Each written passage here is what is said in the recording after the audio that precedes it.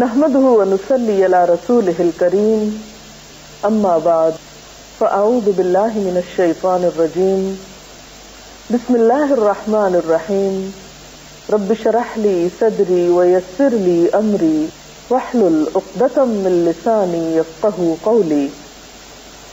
ہماری آج کی گفتگو کا موضوع ہے روزے کو نقصان پہنچانے والے امور، یعنی وہ کون سے کام ایسے ہیں، کون سی چیزیں ایسی ہیں کہ جن کے کرنے سے روزہ یا تو ٹوٹ جاتا ہے، ختم ہو جاتا ہے، یا پھر مکروہ ہو جاتا ہے۔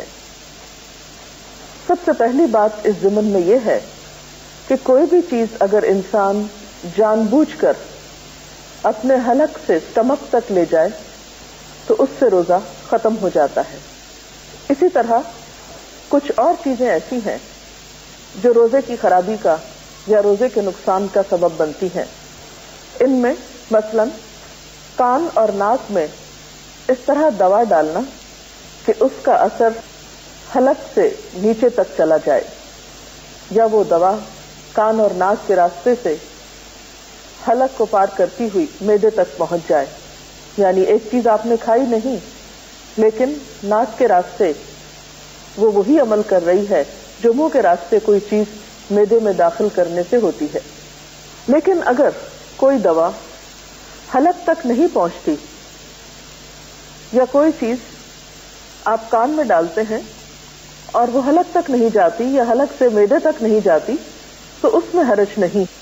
اسی طرح کلی کرتے ہوئے اگر حلق میں پانی چلا جاتا ہے اور حلق سے اندر چلا جاتا ہے تو اس سے بھی روزہ ٹوٹ جاتا ہے۔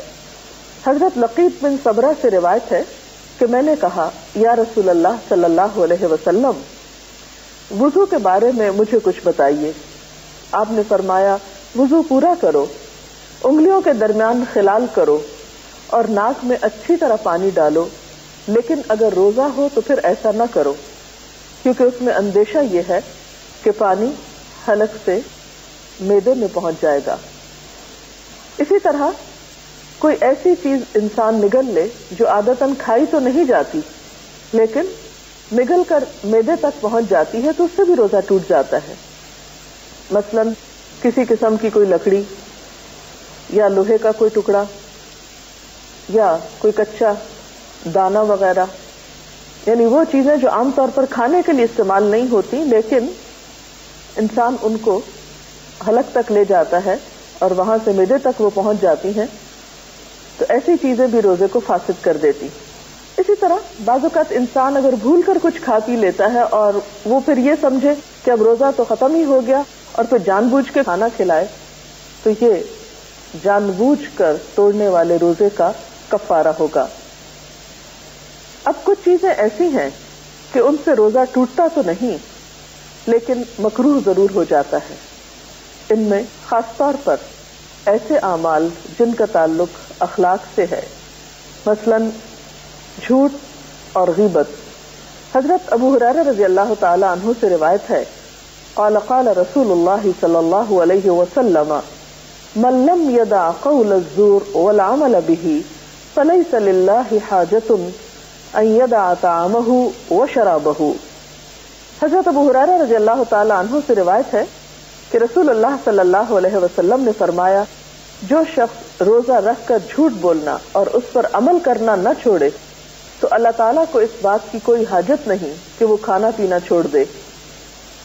روزے میں لڑنا جھگڑنا، گالی دینا، خواہ وہ کسی انسان کو ہو یا کسی بے جان چیز کو، ایسی تمام چیزوں سے بھی روزہ مکروہ ہو جاتا ہے اور روزہ اپنا اجر و ثواب کھو بیٹھتا ہے۔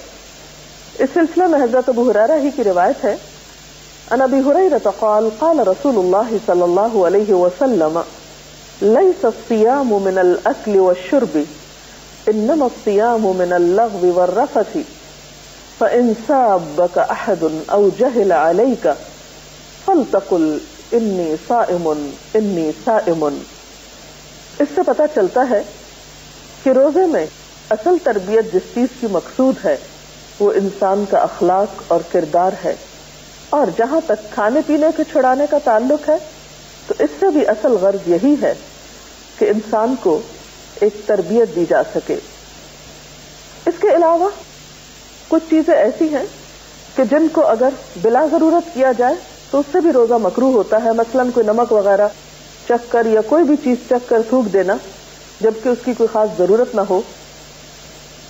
اس کے ساتھ ہی مناسب معلوم ہوتا ہے کہ کچھ ایسی چیزوں کا بھی ذکر کر دیا جائے کہ جن سے نہ تو روزہ ٹوٹتا ہے اور نہ ہی مکروہ ہوتا ہے، لیکن عام طور پر لوگوں کے دل میں بار بار سوال اٹھتے ہیں کہ کیا ہمارا یہ عمل درست ہے.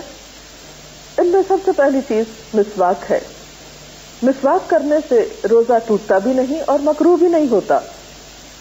ایک حدیث میں آتا ہے عن عامر بن ربیعہ قال رأيت النبي صلى الله عليه وسلم يستاك وهو صائم ما لا احصي او اعد. حضرت عامر بن ربیعہ کہتے ہیں میں نے نبی صلی اللہ علیہ وسلم کو روزے کی حالت میں اتنی مرتبہ مسواک کرتے دیکھا کہ گن جو ہے وہ ہمارے ہاں کی گرمی سے بہت شدید ہوتی ہے اور گرمیوں کے روزے کافی سخت ہوتے ہیں. تو ایسی صورت میں اگر انسان اپنے روزے کی شدت میں کمی کے لیے کچھ پانی کا استعمال کرتا ہے جو حلق کے اندر نہیں جاتا، نہیں اترتا، تو حرج نہیں. اسی طرح اگر انجیکشن لگوانا پڑے جس میں دوا ہو اور وہ دوا اسٹمک تک نہ جائے تو اس میں بھی حرج نہیں. جب کوئی بھول کر کھا پی لے تو اپنا روزہ پورا کرے کیونکہ اللہ تعالیٰ نے اسے کھلایا پلایا ہے. اسی طرح اگر حلق میں بے اختیار دھواں یا گرد و غبار یا مکھی وغیرہ چلی جائے جس میں انسان کا اپنا کوئی ارادہ نہ ہو تو اس سے بھی روزے پہ اثر نہیں پڑتا. اسی طرح کان میں نہاتے ہوئے پانی چلا جائے اور انسان کا کوئی ارادہ نہ ہو اس پانی کے اندر ڈالنے کا، اور کس کا ارادہ ہو سکتا ہے کان میں پانی ڈالنے کا سوائے کسی ناسمجھ کے، تو ایسی صورت میں بھی روزے پر کوئی اثر نہیں پڑتا. اگر خود بخود قے آ جائے تو اس میں بھی حرج نہیں. اسی طرح دانتوں سے اگر خون نکلے مگر حلق میں نہ جائے تو بھی روزے میں خلل نہیں آتا. اسی طرح اگر کوئی شخص غسل کی ضرورت رکھتا ہے لیکن پہلے سحری کھا لیتا ہے اور بعد میں نہاتا ہے تو بھی روزے پر اثر نہیں پڑتا.